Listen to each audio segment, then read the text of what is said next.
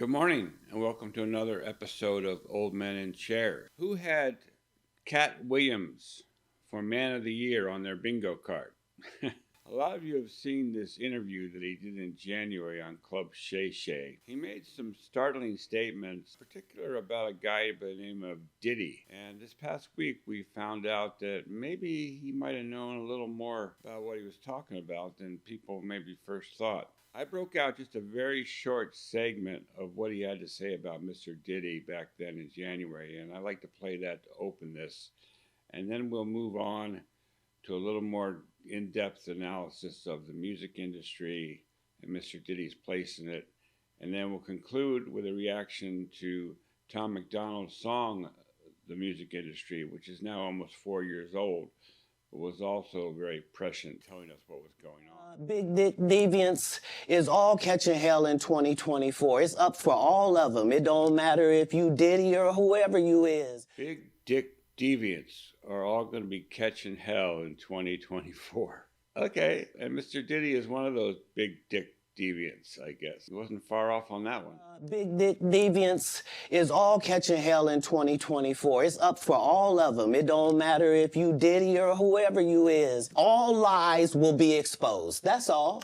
And anyone who takes that the wrong way, know why they take it the wrong way. What do you think a plant is? Maybe people don't understand the definitions of these words. Well, I believe a plant is somebody who is made famous deliberately without regard to any particular great talent, but because they're willing to carry the message that the owners of the record company would like to see. How'd I do, Katt? Wrong way? Know why they take it the wrong way. What do you think a plant is? Maybe people don't understand the definitions of these words. And I hate to seem like a petty individual for picking apart lies, but Jussie Smollett gonna keep lying until you say we don't believe you. Like it's important in the checks and balances of the universe that liars not get to make complete narratives for themselves. Is that I'm... Hallelujah on that. And we've had way too much of liars creating fake narratives in the last 4 years. So I hope he's right that this is the year when all the lies get exposed, not just Diddy's. Quite likely to tell the whole truth and nothing but the truth, so help me God. Now, I've had to turn down $50 million 4 times.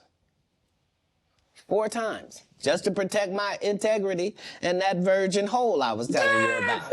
Right. Because P. Diddy be wanting the body. And you gotta tell him no. You got to tell him no. Well, apparently that was the problem, that too few people were willing to tell P. Diddy no. Of course, P. Diddy had ways of being very, very persuasive. So Jadon Whitlock now has a show on Blaze TV, but before that, he was mainly known as a sports announcer for ESPN and other stations. As a black man, perhaps he has a better view of the hip-hop culture than a lot of us, and I thought his comments were really, really interesting. P. Diddy, I don't know what the hell is going on with him, but I'm hearing talk like he is the new Jeffrey Epstein. Can you tell me this story? Yeah, let me tell you why it's important for you and your audience, and we're trying to get a broader perspective on what's going on with Diddy. And it's about the music industry, and it's about the push for nihilism and how they have manipulated our entire American culture to be more nihilistic. And they've done it with music, and hip-hop is at the forefront of that.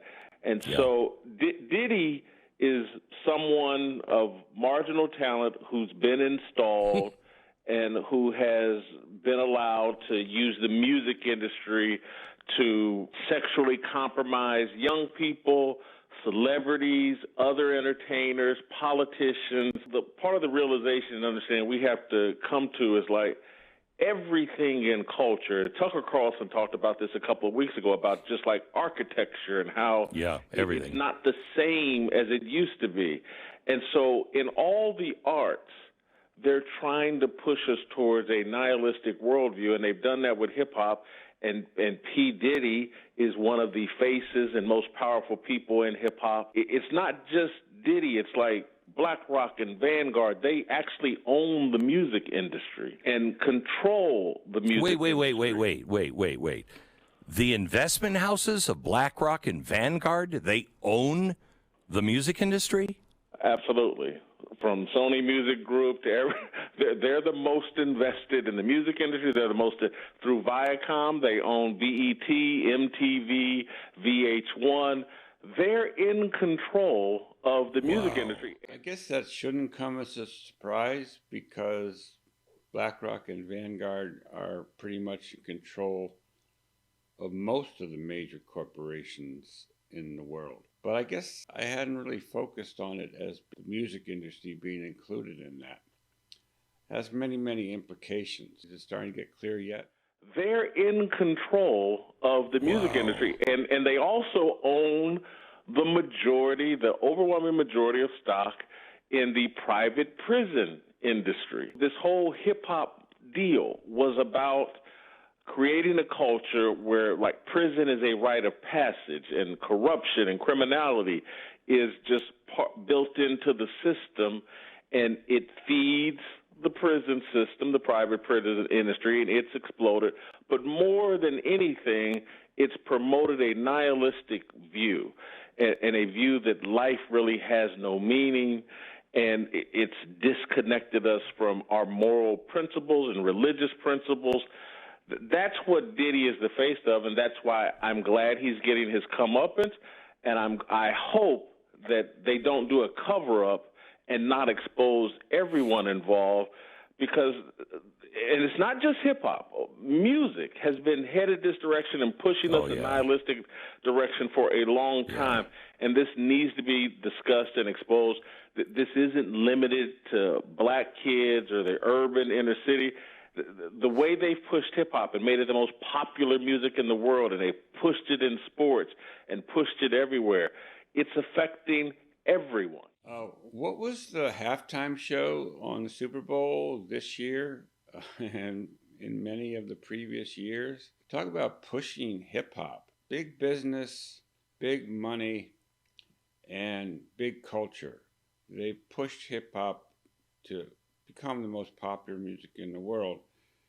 And not only do they profit from the deterioration of our culture with private prisons, as he points out, but in many, many other ways, they benefit from the destruction of American culture. The way they've pushed hip-hop and made it the most popular music in the world, and they pushed it in sports and pushed it everywhere, it's affecting everyone. You listen to music now, and it is disgusting. I challenge you to listen to especially hip-hop and some popular music of that genre, and I challenge you to find a song that isn't talking about somebody's butt or putting something in somebody's butt. It's incredibly degrading. That was my exact reaction because I hadn't paid that much attention to hip-hop. First time I heard Cardi B singing WAP, and we know what that stands for. This is popular music? This is what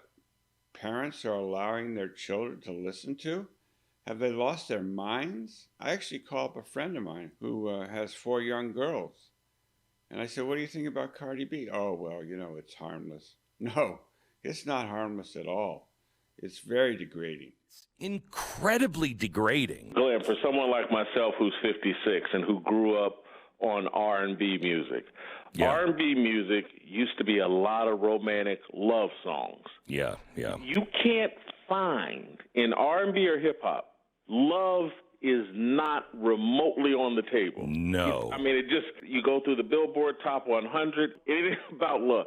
Not remotely on the table. If you want to listen to music that promotes love between a man and a woman, you got to go listen to music made in the 60s, 70s, and 80s. Or farther back.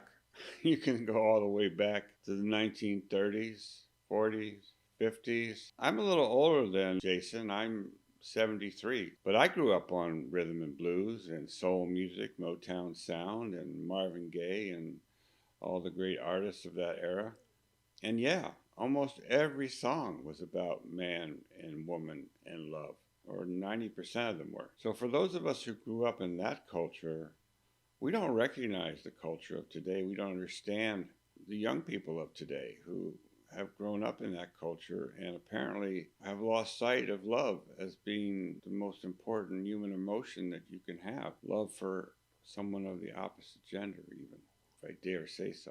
It's just disappeared. This is intentional. They've just removed from the culture. What is Diddy accused of doing? Drugging young girls and young men, sexually compromising and leveraging the entertainers that work for him. There's allegations of shootings and murders and things like that that have been cleaned up. How does that happen? It's not my world, so I would only be speculating, but these are the types of allegations that have been going on. And again, Diddy sexually compromising, forcing his entertainers into having sex with him, with men, with women, and then using his house and cameras everywhere in his house. So when he would throw these parties, if there were celebrities or politicians or prominent entertainers there, he'd have everything recorded.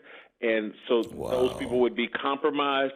And so, yeah, they're calling him the Jeffrey Epstein of the music industry, and I don't think it's a bad label. Diddy comes from a compromised background. If all that's true, it sure sounds like what Jeffrey Epstein was up to. But of course, we suspect that Jeffrey Epstein was doing it either for the CIA or the Israeli Mossad, or both, for political purposes. Who's to say that Diddy wasn't doing similar things? The surprising thing is that he was busted, or apparently he's going to be busted. They searched his house quite thoroughly, his houses, both in Los Angeles and Miami, took all the hard drives out of his computer, took his phones. They're going to have a lot to watch there. I suspect it won't end well for Mr. Diddy, unless he's given an out somehow along the line, because what he was doing was actually what powers that be perhaps wanted him to do. We'll see. And so, yeah, they're calling him the Jeffrey Epstein of the music industry, and I don't think it's a bad label. Diddy comes from a compromised background. His father was a drug dealer and got murdered when Diddy was just 3 years old. And so what the rap music world really, where they fish for talent, is in all these broken, compromised, dysfunctional homes. And so Diddy likely sexually abused when he was a child, and obviously father murdered, didn't grow up in an ideal environment. He'll do anything for money. That's why he gets installed and promoted and put in a position of power, because he's easily controlled, because he comes from a background where the values just weren't instilled. And again, this whole nihilistic view of the world and all the breakdown of the nuclear family that they've pushed, they're destroying the family structure so that our kids are more vulnerable and will be more easily seduced into wickedness and a lack of morality. Yeah, sounds about right.